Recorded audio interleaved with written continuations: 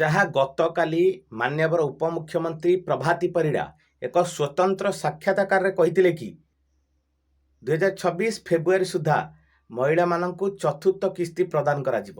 ତ ମୁଖ୍ୟ ପ୍ରସଙ୍ଗ ହେଉଛି ଏହି ଚତୁର୍ଥ କିସ୍ତିକୁ କେଉଁମାନେ ପାଇବେ? ଯେଉଁମାନେ ପାଇଛନ୍ତି ସେମାନେ ପାଇବେ ନା ନାହିଁ?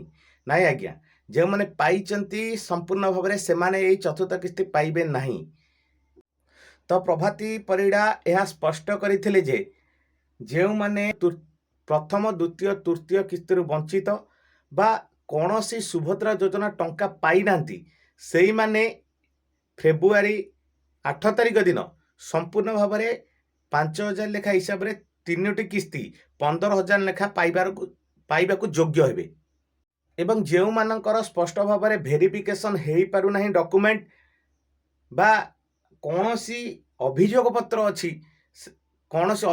ସେମାନେ ନିଜର ଅଭିଯୋଗକୁ 2026 ଫେବୃଆରୀ 2 ତାରିଖରୁ 4 ତାରିଖ ମଧ୍ୟରେ ସୁଭଦ୍ରା ଯୋଜନାର ପୋର୍ଟାଲ ମାଧ୍ୟମରେ ଅଭିଯୋଗ ଦାଖଲ କରିପାରିବେ।